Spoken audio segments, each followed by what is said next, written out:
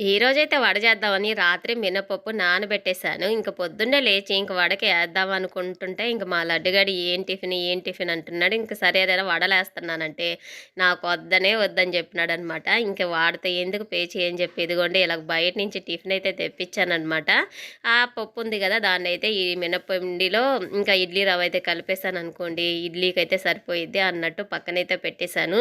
ఇంకా దోస ఎప్పట్లాగే బోండా అయితే తీసుకొచ్చారనమాట. దోసలు 2 దోసలు పిండి కలిపి ఒక దోస ఏసినట్టుంది. నేను ఏస్తా ఉంటాను కదా! చపాతీలు చేస్తుంటాను కదా! 2 చపాతీలు కలిపి ఒకటే పెద్దదిగా ఈళ్ళు కూడా అదే టెక్నిక్ ఉపయోగించినట్టున్నారనమాట. అందుకే మందంగా 2 దోసలు కలిపిన పిండి 2 గింట్ల పిండి ఒక దోసగానే పోసినట్టున్నారు. ఇంకా మందంగా ఊతప్పం అంటారు కదా! అలా ఉందనమాట. ఇంక టిఫిన్ పెట్టేసి ఇంక నేను కూడా ఇంకా పూజ అయితే చేసేసాననమాట. ఇంకా ఆకలేస్తుంటే ఇంక చక్కగా పెట్టేసుకొని తినేస్తున్నాను. తినాలి కాబట్టి తినాలి. కాకపోతే ఇది కొంచెం ఏందో కొంచెం ఎగటుగా అనిపిస్తుంది నాకు.